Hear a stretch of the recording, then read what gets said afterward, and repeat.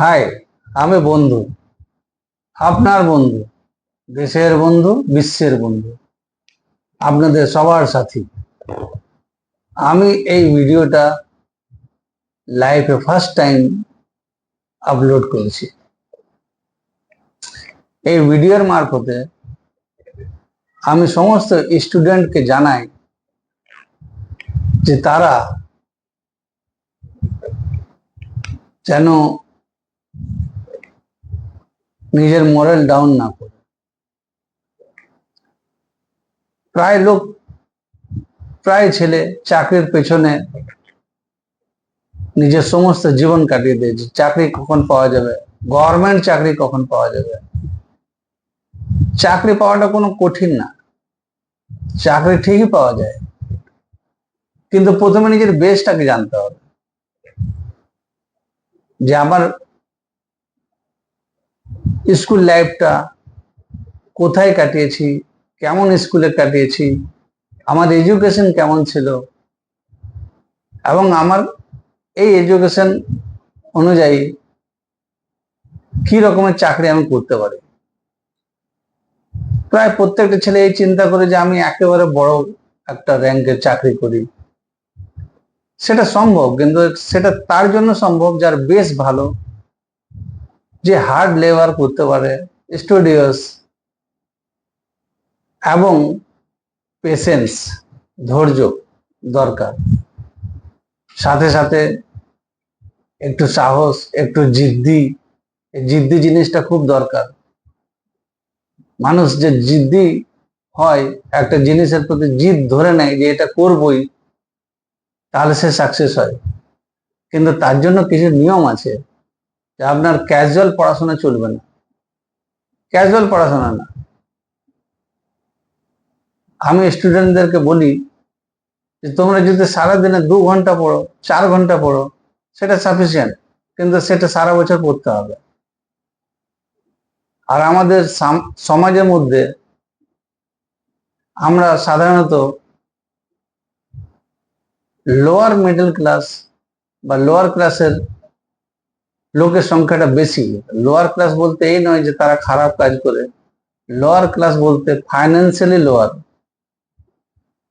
যারা মাসে 40,000 50,000 টাকা কামায়, তারা কিন্তু লোয়ার। লাখ টাকার উপর হলে তারা কিন্তু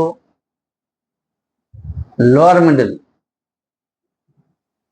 লাখ টাকা থেকে 2 লাখ 4 লাখ টাকা কামানো মাস কাভারি, সেটা কিন্তু মিডল ক্লাস। আপার ক্লাস হচ্ছে কিন্তু সব কোটিপতির উপর। আমরা নিজেকে মনে করি আমরা প্রত্যেক মাসে 5 লাখ টাকা 6 লাখ টাকা কামিয়ে নিলাম, তো আপার ক্লাস। আপার ক্লাস না। আর লোয়ার ক্লাস বলতে যে 50 লাখ টাকা কামিয়ে নিলাম, তো লোয়ার ক্লাস না, না, তারা লোয়ার ক্লাসের মধ্যেই। কারণ গড়ে পড়ে আপনি যদি লাখ টাকাও কামান, আপনার হাতে সেই নিয়ে দিয়েছে 30-40 হাজার টাকায় সেভিং আসছে, তাও আসবে কিনা। তো তারা বিশেষ করে তাদের জন্য বলি, যে স্টুডেন্ট গুলো সাধারণ মাতা পিতার ছেলে, হাই এমবিসিএস হওয়াটা খুব ভালো, কিন্তু তার জন্য যে জিনিসগুলো দরকার সেই জিনিসগুলো সম্ভব নয় তাদের জন্য।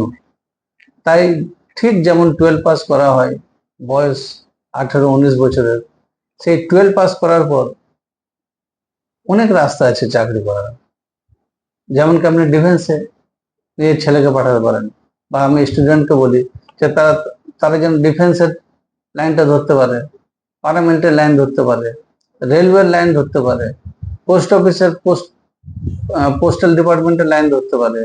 এমনি অনেক আছে, কিন্তু তারা ভাবে যে এই সাধারণ বেসিকের উপরে কি চাকরি করব, 30,000 35,000 32,000 এই বেসিকের উপরে। কিন্তু তারা জানে না যে তারা যে বেসিকে, একটা লোয়ার বেসিকে জয়েন করছে,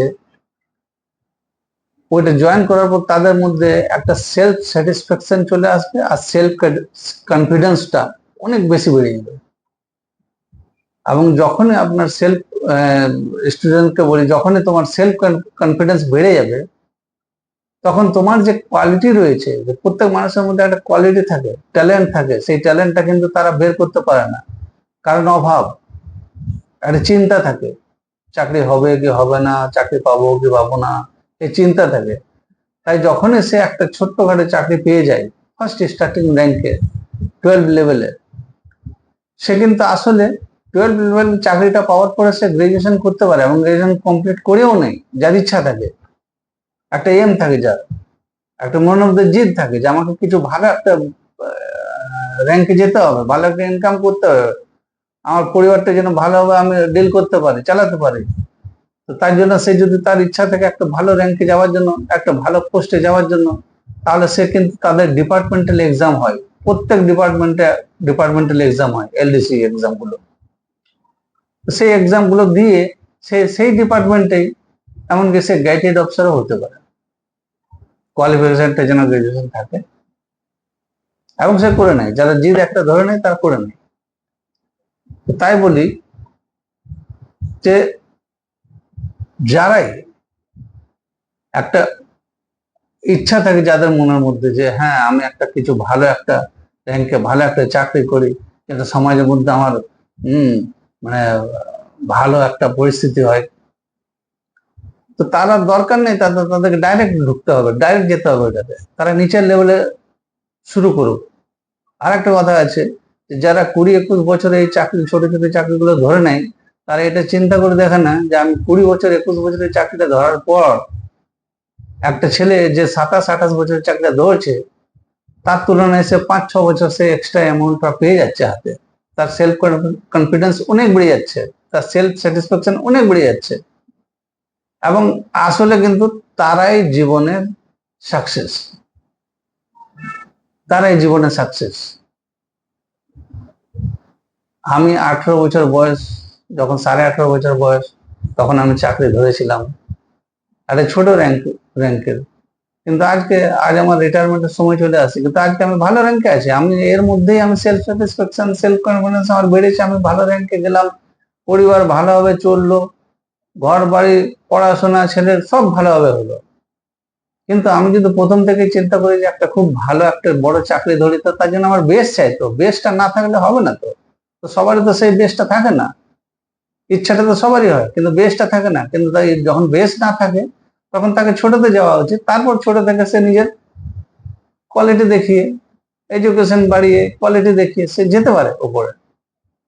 তাই আমি প্রথমে এটাই বলি, ফার্স্ট আমার ইউটিউবে আমি এই প্রথম ভিডিও করছি, আমি এতটুকুই জানাই প্রত্যেক স্টুডেন্টকে যে যারা ব্যাকগ্রাউন্ড যাদের খুবই ভালো, পড়াশোনায় খুবই ভালো, তারা নিশ্চয়ই ইউপিএসসি এক্সাম দাও,